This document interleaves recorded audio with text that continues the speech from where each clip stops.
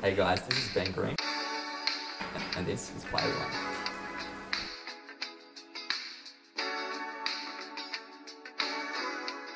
So Ben, basically here today at the Melbourne Esports Open, Sunday will be the Overwatch Grand Final for the Australia's Pro Contenders. Following the season so far, this is season 2, who have you thought has been the, I guess, star player for both Order and Maniac Gaming? That's not Maniac, is it? It's not. Mind Freak? Mind Freak. The real Mind Freak G. Look, it's been, to be honest, a pretty interesting season. Both of the teams have come a long way. Or it's two very different stories this season, where Order have come off the back of being the champions in Season 1. They went across to Shanghai to represent the country, and it didn't go so well for them, and it feels like they've had a bit of a rocky start from that point. For Mind Freak, on the other hand, they've essentially completely changed their roster at the start of the season, and they have been very strong all season long. So things that happened during the regular season, who was the best player in the regular season, may not account for who was the best player in the finals, particularly with the change of format. I think it's going to be very close, though. Because Mayhem, of course, took out the first place for this season. It was very close, though, 5-2 between 3 teams. Order were just behind them on map difference. Is there any map in particular that the Order may struggle on, or Mayhem? Look, the thing with Order is that they've got a couple of inconsistencies in their play. If they get to map 5, they normally win map 5, and they have a great success on that. When they play Escort, I think they've got like a 28% win rate on Escort, which even they didn't know until our fish guy brought it up with them yesterday. So the Escort map's certainly going to be difficult for Order. They seem to be pretty good on Control, and of course, if you get to that map 5, it is Control once again.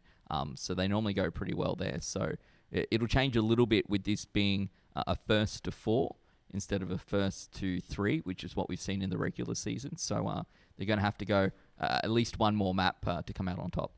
And because the new 2-2-2 systems come in, do you feel like it's benefited either of the teams in a huge way, or is it more just it's sort of the same old, same old?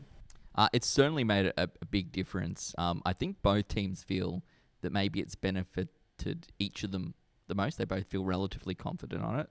The main change, though, is that it puts it back into the hands of those DPS players and the individual skill that you see there, rather than a 6-team unit that we used to see with that GOATS meta, where it really came down to sticking together as a ball and playing very tight together. But now 1 or 2 players can come out with a sick play, and it's going to be enough to change the fight and to put things in their favour. And do you have a sort of a prediction, a set winner you think that's going to, I guess, get the job done on Sunday? Both teams can definitely win. The thing for me is that Order has experience both on this stage and on arena stages in general, whilst this time last year the majority of the Mind Freak players were sitting in the audience watching. So it can be quite intimidating. If Mind Freak can get past that, they're probably going to come out on top, but it is a very big hurdle to climb, and I think that the pressure might get to them, which will probably see Order come out on top. So Ben, how are you? So this is the second Melbourne Esports Open. Mm-hmm. How are you finding the Australian esports scene right now as it stands? Yeah, I actually think we're in a pretty good spot. Probably the best position that we've been in, obviously, since esports inception here in the country. Yeah. I think the fact that we can have teams, but for both Overwatch and League of Legends, then this year we see that we have a Rainbow Six Siege tournament as well, and we're going to see like 700 or something Fortnite players get to participate on the Fortnite stage.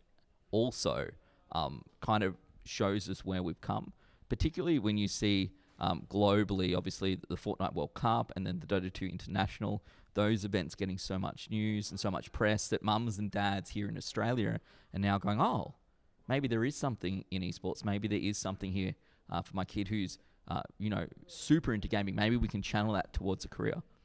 Do you think that there is maybe like an esports sleeper hit that maybe some of us haven't spotted? Because I'm thinking like Apex Legends, when that came out, instant hit. Can you think of maybe an esports title that's generating some heat at the moment that maybe we should check out?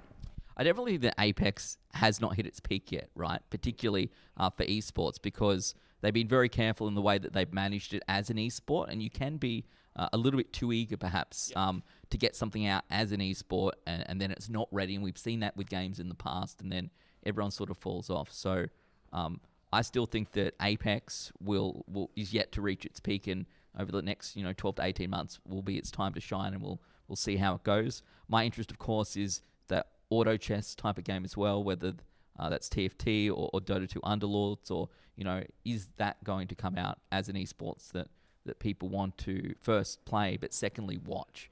And that's going to be the question for me. Is it going to get those big audiences once people really start formalizing tournaments, or is it just going to be a game where people would rather play than watch? We'll have to wait and see. And I want to get your reaction to, recently we had those Australians who were arrested for match fixing the Counter-Strike Go. What is your reaction to that news? Personally, it's pretty disappointing. Yeah. As like someone who's a massive esports enthusiast, I'm in this job because I want esports in this country to be as good as it possibly can be. So it's very disappointing to see that sort of thing. I guess it is sort of something that eventually is going to happen based on the fact that esports is rising. You see it in traditional sports. We now see it in esports. Both globally and in Australia, ESL works with organisations to try and make sure that we are doing what we can, both with the Esports Integrity Coalition globally and the Esports Gaming Association of Australia, to make sure that not just us, but everyone who runs tournaments is doing what they can to make sure that this sort of thing, firstly, isn't acceptable, which we all know it isn't, but then that we're doing what we can to just stamp it out entirely. So this has been like a growing problem. This has been a growing problem, I imagine. Have you seen it kind of seething, and then this Counter-Strike Go thing was like a big one that was kind of hit the press? I don't think it's as big as people seem to make it out. There was issues back in the day with skin betting in overseas Counter-Strike tournaments, and that was several years ago. As traditional betting companies do come on board, there is going to be more concern over this sort of thing, but I think as well, it's important for those betting companies to do their own due diligence and make sure that the games that they are allowing people to bet on are games that people probably should be betting on. So you're a caster for both Overwatch and CSGO. Do you have any, words of advice or wisdom for anyone who's trying to get into the scene for casting? Yeah, for sure. The thing with casting is that you really just have to start doing it. I started commentating games of Call of Duty on PC that no one watched. I uploaded them to YouTube. I did it for fun. You need to firstly do it because you want to do it, and it's not about doing it on the stage necessarily. It's something that you want to do. You have to have a passion for it. But we're in this cool, exciting age now where it's pretty easy to get some audio gear set up at home. Most people in the country are now getting to the point where they probably can stream with a reasonable upload, which is a problem that I had 5 years ago, trying to stream at 1 megabit up and having people want to watch it. Really just get out there and start doing it and find your niche, perhaps. Find your game. It's easy to look at and say, oh, it looks like there's enough casters for that game, I'm not going to get a shot. That's not the case. We're always looking for casters. So people should just make the effort and create your own job. That's the best thing about esports, right? Is that we're still growing. We don't know what every job in esports will be. We can't possibly comprehend what it's all going to look like. So it's an exciting world.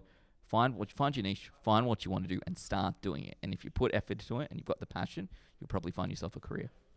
And also, just with the Overwatch Contenders for the Aussie boys, do you see there being possibly an Australian team or an organisation picking up Australian players to put in for the Overwatch League for the next season coming up?